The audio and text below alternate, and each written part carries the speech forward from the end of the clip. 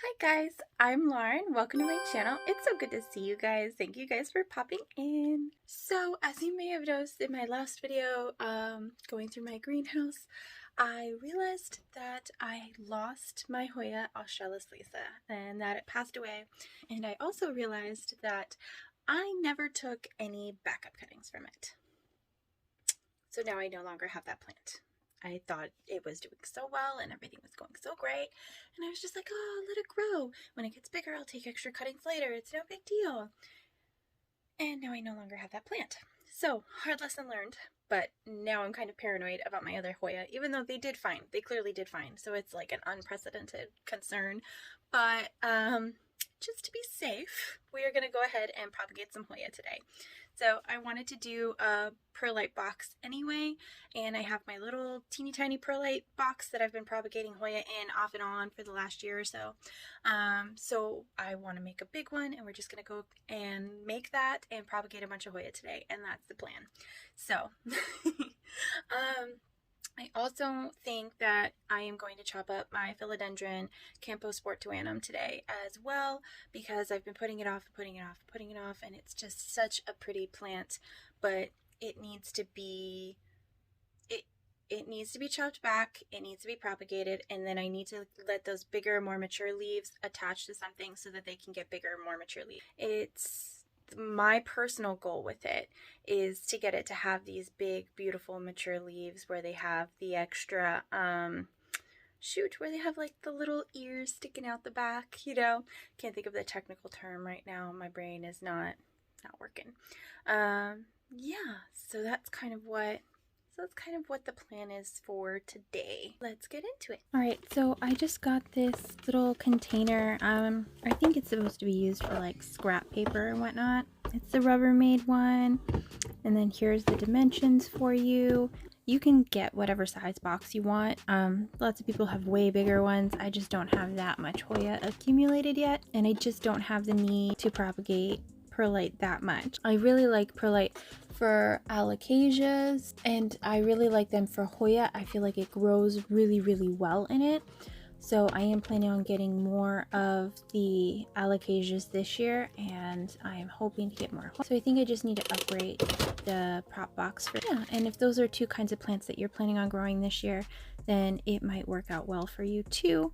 This is the box that I've been working with. It's worked out well for the last year. All right, let me just show you what I have in here. All right, so this is a Hoya propagation. It actually rooted up really, really well in perlite.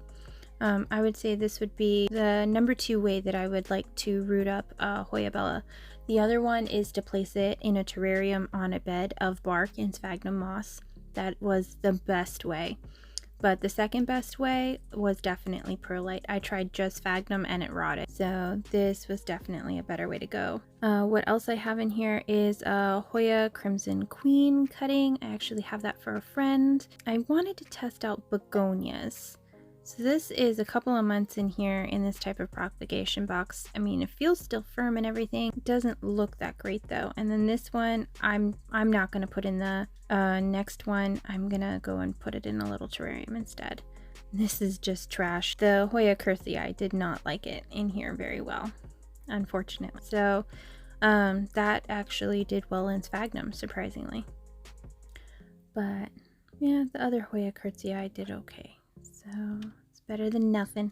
So I think I will move that in the other perlite box. But this poor little begonia is getting taken out and put in my terrarium. It's going to be a survivor. So I so far don't recommend perlite as the propagation method for begonia. Maybe a perlite and sphagnum mix would be really good, but just perlite is not. And yes, this is all pretty wet because I watered it earlier this week. So I'm just going to scoop this out because there's no sense in having two. I'm just trying to kind of condense things down so it's all in one spot. And then we'll get some fresh perlite. I am using the Miracle-Gro perlite. One thing that I didn't realize before I purchased it is that it is actually treated with Miracle-Gro fertilizer. So this is actually going to have a fertilizer in it. That's unfortunate. I don't think I'll get that again.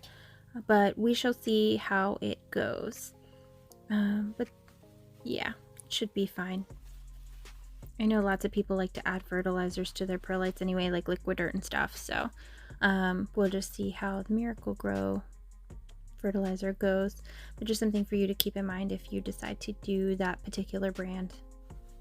I just like the price.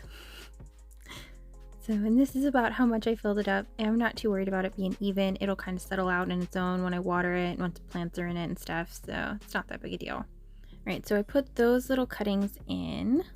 So I got my scissors and I got my rubbing alcohol. It is very, very important, especially for Hoya, that you clean all of your scissors and your utensils and whatnot, because they can get diseases, and a lot of times Hoya are very slow growing and take a lot of time to recover after you've chopped them. So it's really important to not introduce diseases that are going to hinder that growth as well, unfortunately. Yeah, definitely don't want that, because if they're spending all their time fighting off disease, then they're going to become susceptible to pests, and then they're not going to be able to grow and have fun and be beautiful. All right, so I did also want to note that I do have this Hoya carnosa compacta. I am not going to be taking extra cuttings of this plant though, because there's multiple strands potted up in here, and when you take cuttings of Hoya, it will slow their growth down, and the Hoya carnosa compacta already grows super slowly. So this is, yeah, I mean, it's grown maybe, I'd say about that much in a year, and maybe a couple more leaves on each of them, but it's definitely a very slow growing plant. So I mean, it's cool looking. I mean, check out those crinkles, man. It's one of the most unique growing plants I've ever seen, but not something that I'm willing to propagate yet. I want this to get bigger and trail more, and I'm confident this one's going to be fine, even with, you know, any possible issues that could pop up. So I am going to leave that one, but I did just want to make a mention of it. Alright, so this is the Hoya Crinkle 8, and you can see all its little abs. Oh my gosh. And this is actually grown quite profusely since I got it in the summertime, so I'm pretty excited to get a backup cutting of this. And if the backup cutting goes well, I can always add it to the pot, or I can gift it to a friend. It looks like it's got quite a bit of nodes, so we're going to have a lot of fun chopping this up. Alright, I'm just trying to figure out where to make the cut here. I think I'm going to do it right down here. There we go, right below the node. Let me flip it around so you can see here. So each one of these bumps where there's multiple leaves is a node. This actually has a little bit of new growth coming out the top. I probably would have chosen to not cut it had I noticed that before. But there's lots and lots of node opportunities on here, so it's going to be great. There's going to be a lot of plants coming from this cutting. So I also wanted to take a minute to talk about my Hoya mix. I realized I've never done it on this channel before. So I've got sphagnum, I've got bark, I've got perlite in here. I've also got horticultural charcoal in here. And then I add in worm castings as my fertilizer of choice. It's a very, very gentle fertilizer. Alright, and this is a Hoya obovata.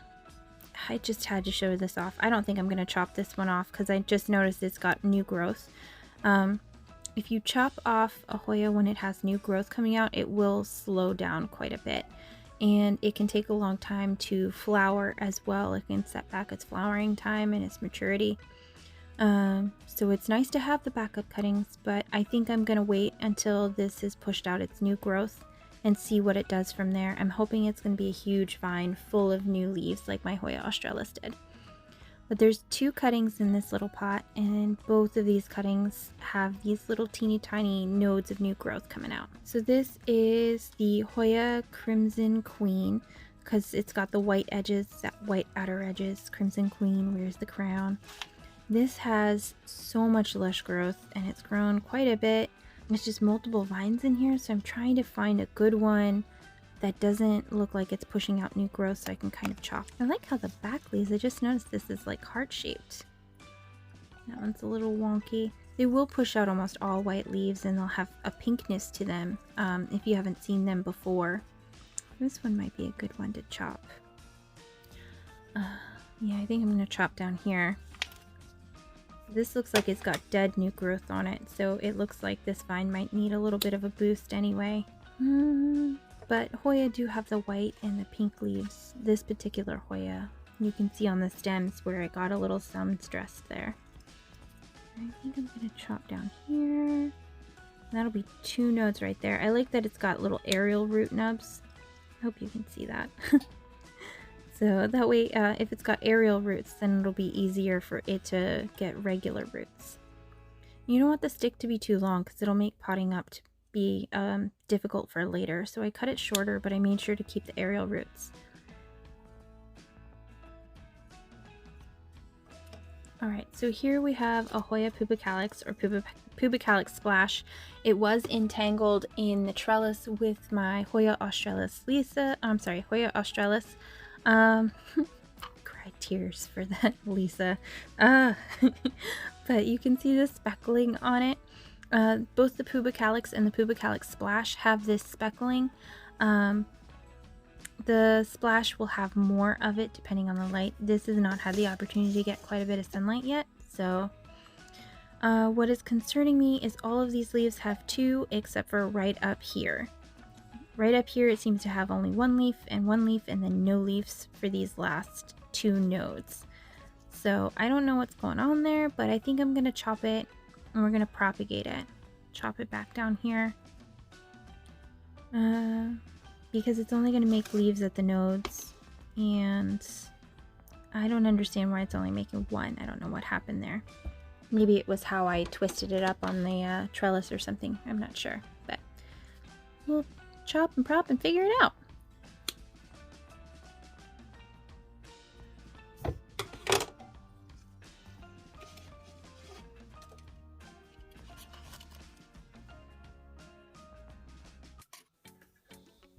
And we're just going to chop all these up and make sure that every little cutting has a node, and we're going to bury that node in this perlite and call it good. I want to make sure that there's a little bit of water in the bottom of this perlite box, but other than that, I'm not worried. I'm going to play some music and fast forward through you now because this is going to be quite a bit of just shoving foliage into perlite.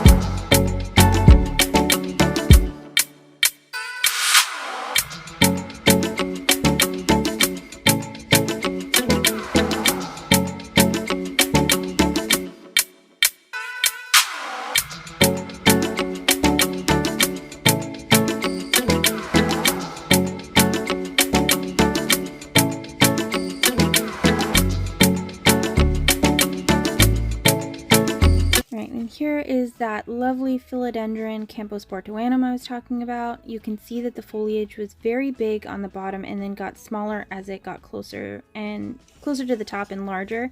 It just needs to be able to grip and climb something. Otherwise the leaves are just going to keep getting smaller and smaller.